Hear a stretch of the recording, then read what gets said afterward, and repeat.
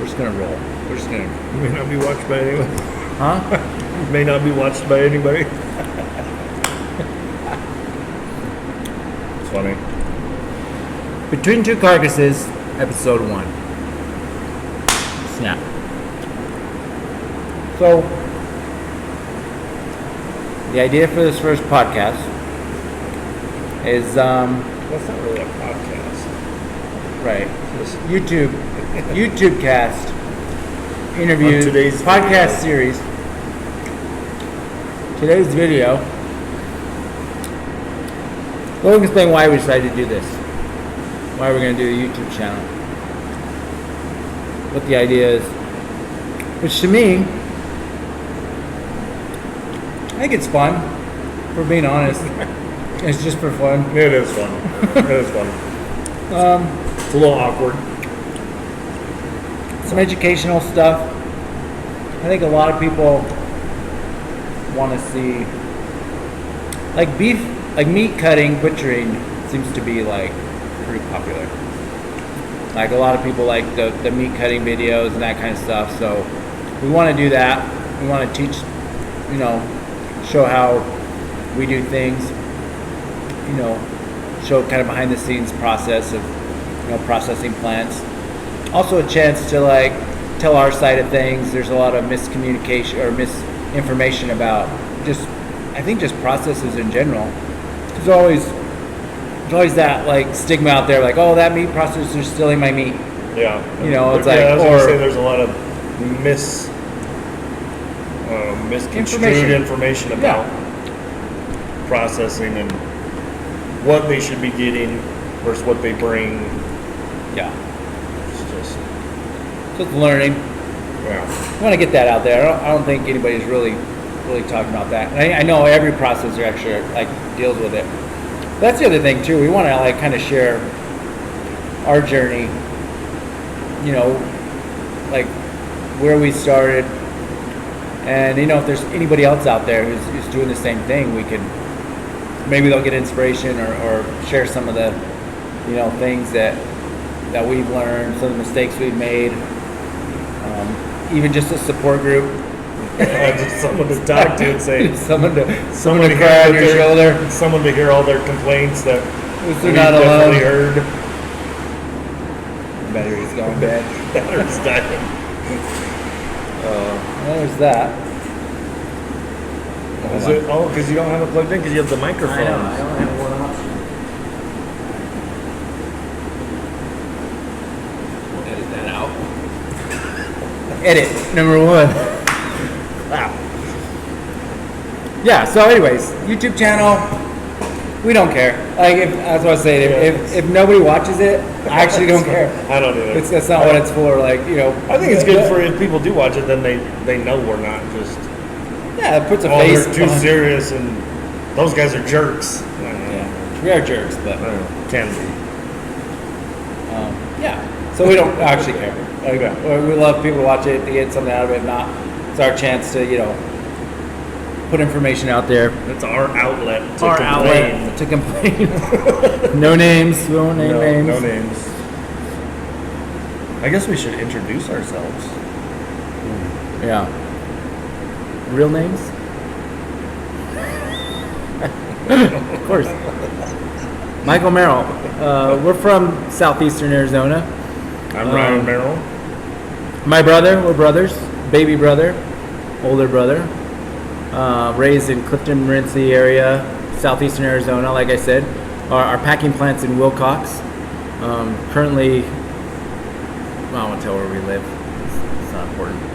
But, we're from southeastern Arizona, so things are probably a lot different from this side of the world than they are back east. Different beef, different animals, different seasons, all kinds of different stuff. So we wanted to kind of talk about, our family history getting into this, or really just our history in general, how we started, how we got into it. But family history, our family settled this area back in pioneer days. 1800s. So we've got pretty deep roots in Arizona in general.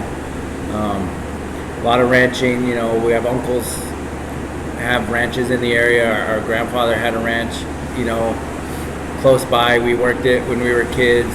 You know, we had animals growing up. Did the fair thing. You know, been around that kind of ag lifestyle our whole life. Maybe not as deep as other kids, but we did it. Yeah, we did rabbits. I got into livestock. My sister and I did rabbits. I didn't ever do rabbits, but I was around it all the time. Yeah, we had But cows growing up. but so one of the interesting things that I found out. Yeah, I want to hear so this. Clarence, Yeah, which is his real name. which is my real name, but our great grandfather, he Slave actually he had a huge ranch in St. David Benson area. He was a deputy sheriff for 20 years, but he actually had a butcher shop. He owned and operated Really? a butcher shop for like 4 In or St. 5 David? years in St. David Benson. Oh, I didn't know that. And yeah, What year? I actually have it. So this plant was started in 1955. It was before that. Yeah. So it was before he started helping with. He also helped big with like the Tucson rodeo stuff. Oh, that's cool. But it was in. Yeah, so Clarence, I mean, our Uncle Jack, my grandpa Howard, they all rodeoed, you know, they roped. Our grandpa, is it Clarence or Uncle Jack? I guess Uncle Jack is actually Cowboy Hall of Fame Oh, it was here. Clarence. It's Clarence? Yeah, Clarence. Yeah, is so in they there. have a Cowboy Hall of Fame. Anyways, here locally, he's in the Cowboy Hall of Fame. Yeah. So it was in the 30s that he did it. That's crazy. Yeah, I was reading Full circle. family history about it last night. That's awesome. Yeah, I thought that was pretty interesting. That is I cool. never knew that. I didn't know that either. But he actually got tired of it and sold his half, which he never got paid for, he says. So, but anyway. Is that in his journal? Yeah, in his That's journal cool. entry, he said, I sold my half to the guy's name, and then he said, which he never actually paid me the full amount, but Oh, jeez. I don't think he cared. That's funny. But So we bought this plant almost 2 years ago from a family that started it in 1955. So it's an old ship. Been around the block. got some rusted bolts. Got some rusted bolts. The cannons still fire. Yeah. She still floats. Not very straight, but Not very straight. She works. So yeah, I mean, so we plan on one of these episodes, which we're naming the episode Between Two Carcasses. yeah. If anybody ever watches the Between Two Ferns, if you don't, jump off a bridge. Yeah. If you don't, go watch it. They're Go funny. watch it. It's funny. So, welcome to Between Two Carcasses. Yeah. But we plan to have the previous owner. They're all retired. You know, it was a group of brothers. The oldest brother, Scott, we're going to bring him in here. He's going to tell all kinds of cool stories about his dad starting it and you know, all the crazy things they went through. He grew up working in this building his whole life. I think it's the only job he ever had. He Right? left. He was telling me he left for like 2 months. He went to go Oh. try to do something else and Came right back. he came right back. Yeah, but he loves it. He still loves it. He can't Yeah. stay away. He's here a couple times a week. Yeah. But we'll bring him in, let him tell his own story. That'll be great. So we started, you know, we were both working normal jobs. Yeah.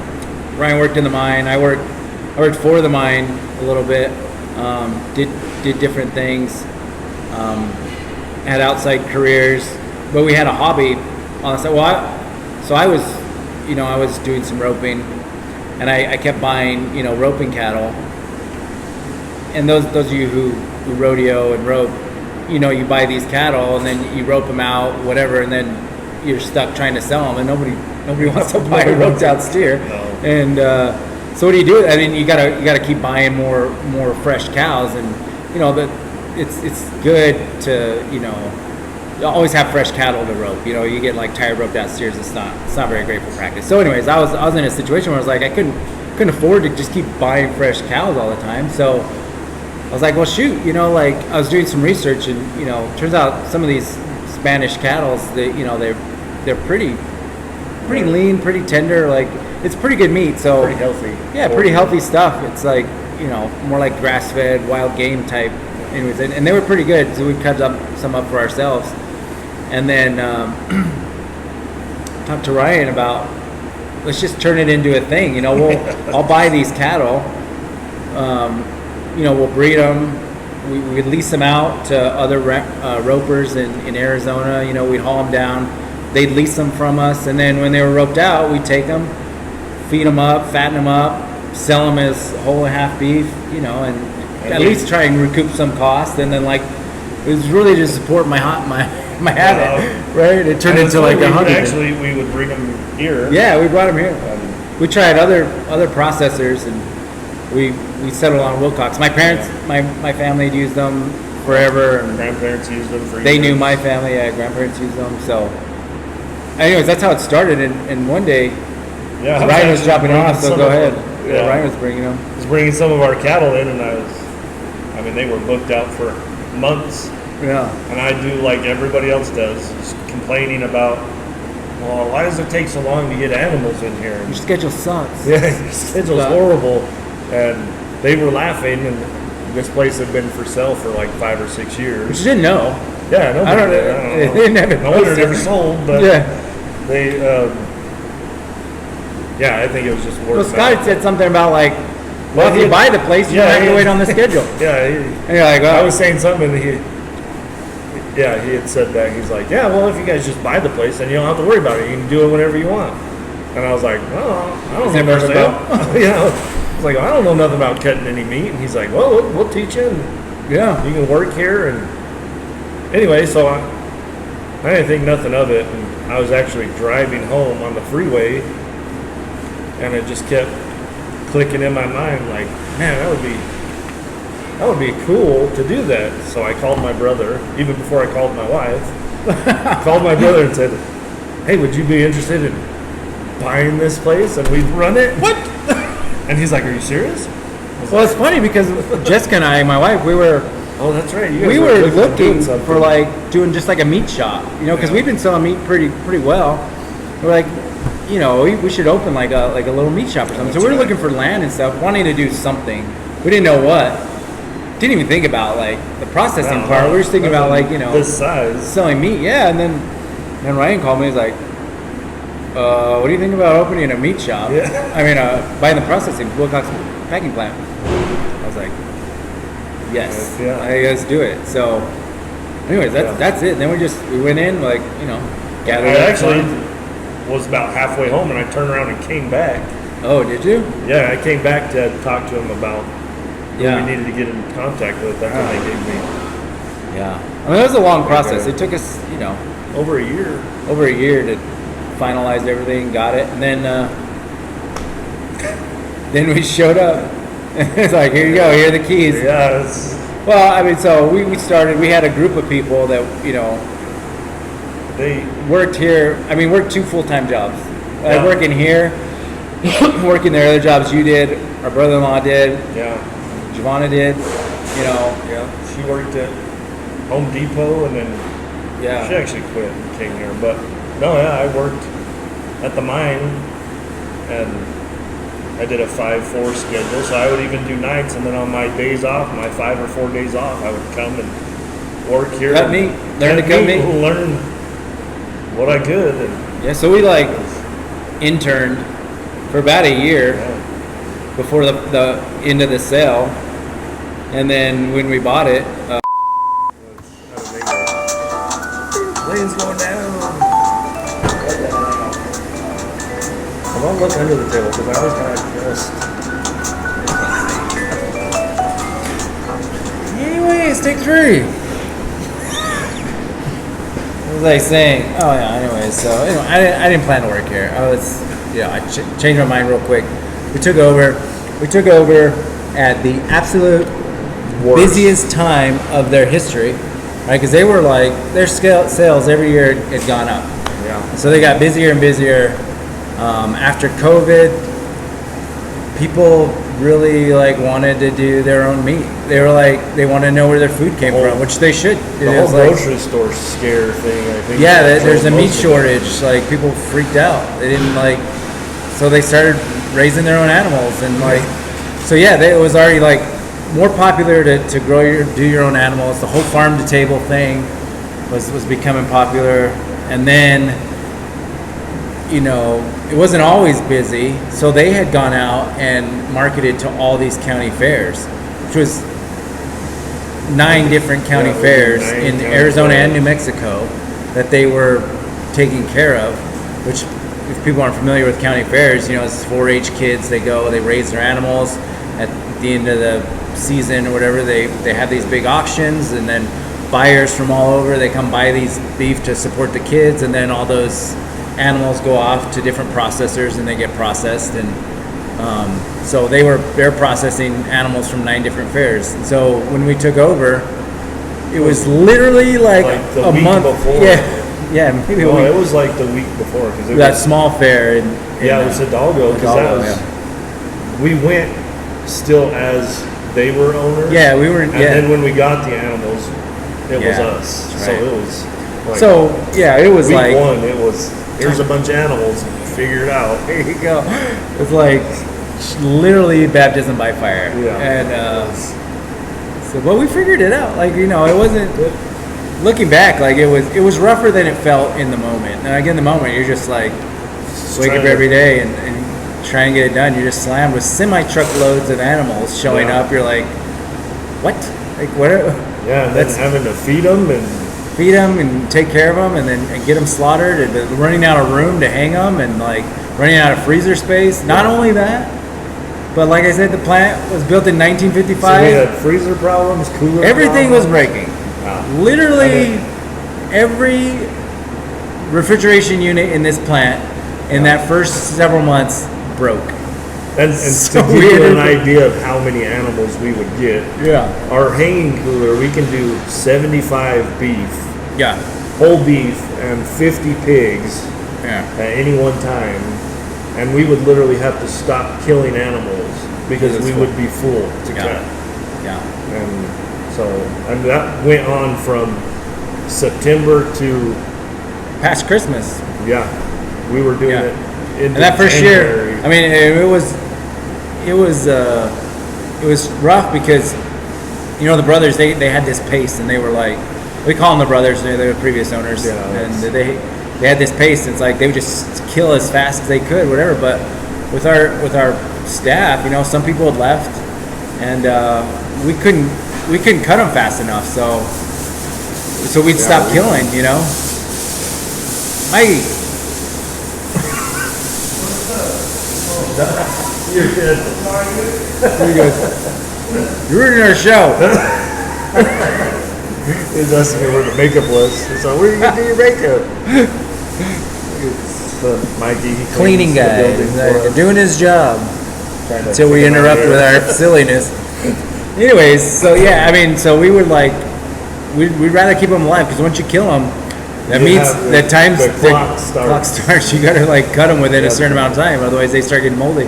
And that wasn't a position we wanted to put ourselves in. So, anyways, it took us a long time to burn through those animals. There was commitments that were made, but we finished them, and anyways, we did all right. It was rough. We learned quick within like the first 2 or 3 months, we made every mistake. Oh, for sure. Yeah.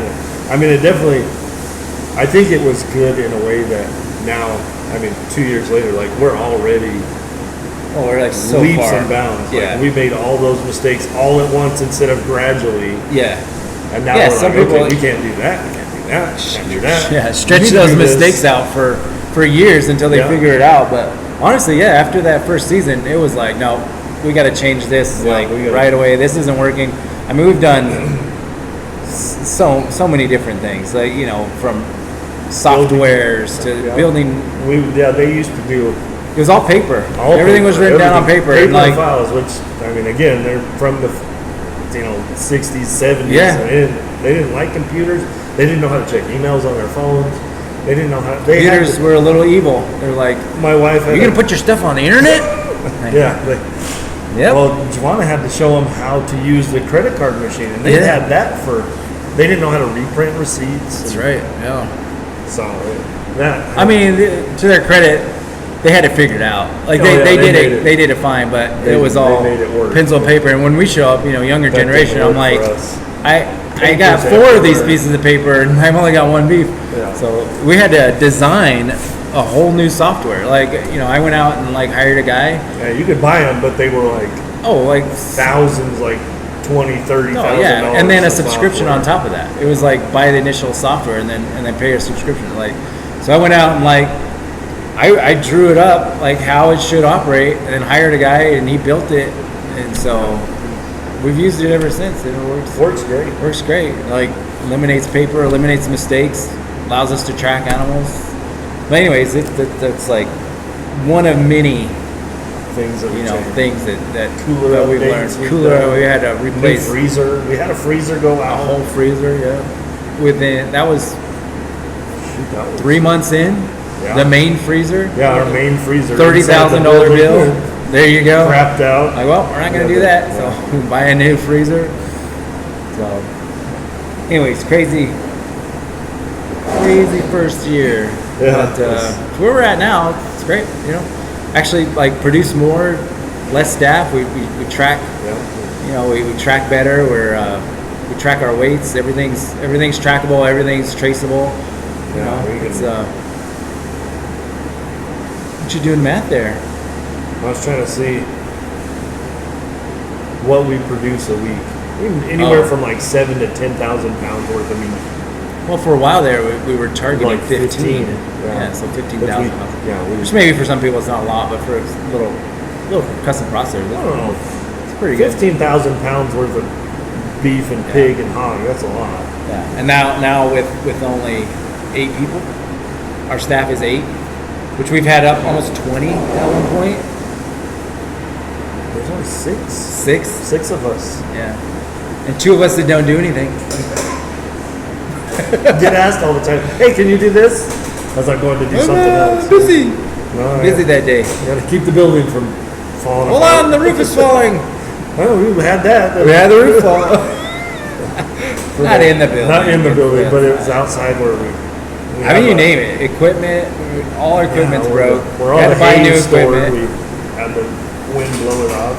Yeah, we had to chase wild animals. My first day coming to Oh, work, yes. I drove in and I passed Mikey on a little John Deere Gator, Oh, yeah, and the gator. driving down the Chasing road, the cow. chasing a cow.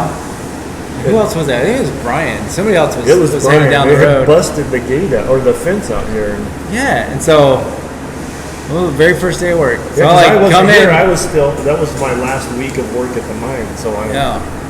And so, anyways, they were like, "We got a cow out." So luckily they had a rope in there. So I ran down there, roped it, dallied to the back of the gator, Drug it back. and then Mikey dragged it all the way back. Yeah. We haven't had any animals get out in a while. No. Started locking the gates. We'd Yeah. show up. There'd be animals in the Yeah, in just the corral. random animals out there running And we're around. like, Well, I don't know who they are. Whose animals are these? Come to find out, there's a mailbox on the front of the building. Didn't even know. Yeah. People put their instructions in there. Oh, we actually had that happen just. Well, one of my buddies did that. Who was it? Oh, well. I said, well, I'm not going to kill it. Like, people can just drop their stuff off. Yeah, like, they just left the paperwork on the on Yeah. the desk outside. and I was like, I think I know that name. But I just forgot about it. And then he called me at home. I was like, what the hell? I didn't know it was you. You should have called me. I know. But we take care of it. We got it. It's amazing what goes on at these places that outside people just don't. No idea. No They have no idea. idea. Yeah, in their mind, it's. I don't even know what people think. I mean, we've done it. We've been on that side, but it is. Yeah, until I started working here, You have no idea. goes in one side, comes out in boxes. I'm dropping off a beef. I want all filet. Yeah, we had people ask for their whole pig to be bacon. I want all bacon. I wanted all the bacon. Well, you can only make the bellies of the bacon, but you can do cottage bacon and Canadian bacon and that stuff. Where's all my but still. bacon? I only got this much bacon. Did you Yeah, steal my bacon? Yeah, they We're, leave. we're not stealing meat. We don't steal your We meat. don't steal your meat. Promise. We don't want your meat. Yeah, we can get better meat. Most Well, of not the saying time. like that. Not that they have bad meat. But I mean, I mean, we got our own sources of meat. We buy beef, we process it. That comes into the whole people not knowing their animals when they bring them in. Like they want all these things. You know, they bring in a pig that they think is the grand champion pig. Grand champion, and then, you know, you got a hanging carcass of 70 pounds, and you're not going to get no bacon out of it. And very little sausage and small pork chops. Even people who've been around animals their whole life, it's different. You break down a carcass. Well, and every animal's different. Like they're shaped different. Things are different sizes. Well, even from us doing our own cattle. Yeah, we didn't know. To bringing it here, I didn't know. You know. Specifically cuts, like be like, I want this, this, and this. Well, these two things are the same. That's the same. Do that, which is amazing. I mean, when you boil it down, there's only so many cuts. Yeah, it's a small number of cuts, but then the amount of names is ginormous. You get these fancy names for all this Denver steak, whatever, and it's like, okay, it's the same cut. You know, it's just you just trimmed out a little piece of whatever, but there's only so many. Low battery. We're still going. Anyways, I think that's it, really, for episode 1. I mean, we got, lots of fun things planned. Yeah. We're going to do, instructional videos, show people, what we're talking about, break them down. Show our process, share some secrets. It's not really a secret. It's show you how to do it, cutting deer. Honestly. Take your deer home, cut them. Yeah. We don't care. It's not going to hurt us.